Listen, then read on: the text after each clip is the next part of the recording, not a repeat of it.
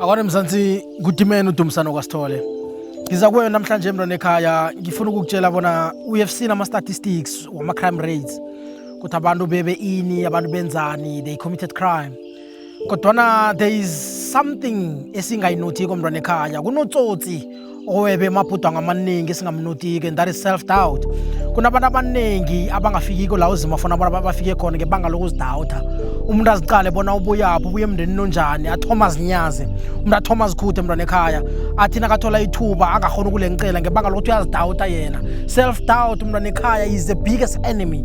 That's the biggest problem. That's what it causes a lot of people ukuthi bangasafika la uzima funa ukuthi bafike khona. Abantu abaningi they don't tap into opportunities ngebanga lokuthi not that they don't get opportunities, but they get opportunities when they are not ready. They get opportunities when they are in doubt. They get opportunities and they waste them. And remember, whatever you are wasting today, you will run short of tomorrow. Sinekinga yabantu abaningi abasabaka abazisolako, abantu abazikhuthako. Umuntu umntwana ekhaya ngifanele ngikukhumbuze bona ngiyazi bona mhlawumbe awusi perfect, angeze waba perfect, akekho umuntu perfect. Nami ngikhuluma nawe nje, I'm not perfect ngebanga lokuthi I improve every day, I practice every day. Wenza isiqiniseko sokuthi you are better today as compared to what you were yesterday, and you become best tomorrow as compared to what you are today. So you need to give yourself time for self improvement.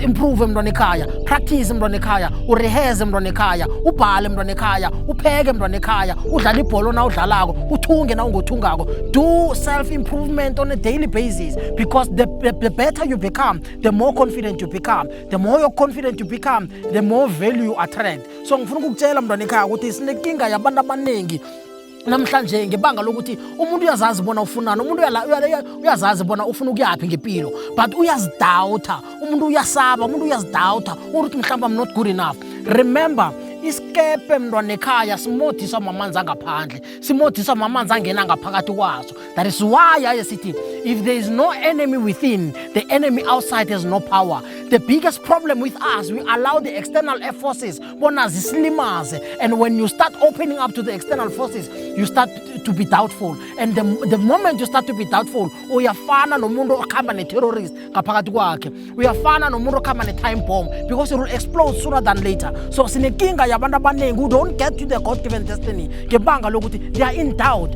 Angifisi mntwana ekhaya ukuthi ube ngomunye wabantu ababulele amabhudango wabo ngenxa ye-doubt.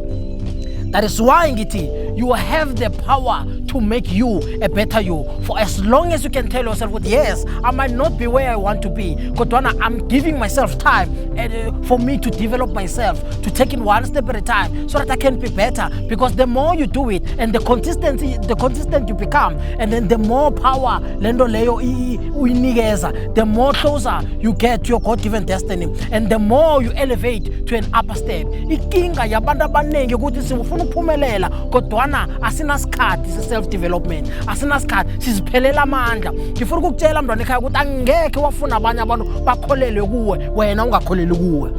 Angeke wafuna abanye abantu ba-investe kuwe wena ungazange ku-investe kuwe. Ufuna abanye abantu bakunikeze isikhathi sabo kodwana you don't have time for yourself. Ufuna abanye abantu bakunikeze imali yabo kodwana you can't spend money to your dream. Ufuna abanye abantu bathembele kuwe kodwana wena uzithembi wena self. It starts with you mntwana ekhaya. For as long as you don't have what you need from other people, you will never get. Because ikinga yakho kukuthi ukhamba nesela, ikinga yakho ukhamba nento etapa ibhudango lakho kancane kancane. That is self doubt. Lisa ukuzidawuta mntwana ekhaya, lisa ukuzinyaza, ungazilahleli ithawula usaphila, ungazihloboki usaphila. Usenamandla to become a better person. Nami zange ngithome nginje ese motivational speaker.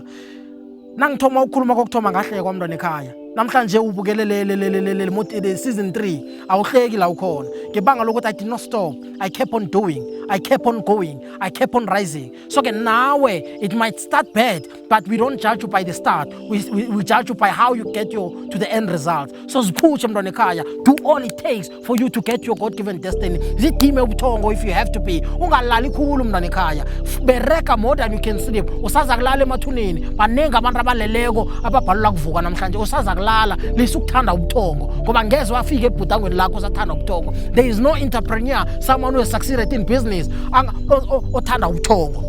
Kumbula bona, we are all in business, whether you like it or not. We are selling something. If you don't have a product, if you don't have a service, you are selling your time. La oto yakhona emsebenzini, you are in sales. Uthengisa something, uthengisa isikhathi sakho. So develop yourself, create a skill, emphasize push and push yourself to a better level, push yourself to an upper level, put yourself into a better you, because you will never attract better things until you have fully developed yourself. Ungavumi ukubulala ibhodango lakho ngokuzinyaza. Ungavumi ukuvumela bona isikepe sakho simonze ngebanga lokuthi uvumela ama external forces bona aqindezele phasi. Usaza kufika la uzima afuna bona ufike khona. Kodwana zitshele bona I will improve on my abilities. I will take it one step at a time, and ngizokholelwa kimi before ngiyokufuna abanye abantu ukuthi bakholelwe kimi. Ngizozinikela isikhathi, ngizokuba nomhlangano nami ngami, ngithathe igadango ngiye la uzima afuna ukuthi ngifike khona. Ngingudimani uDumisani wakwaSithole. Mntwana ekhaya, don't doubt yourself.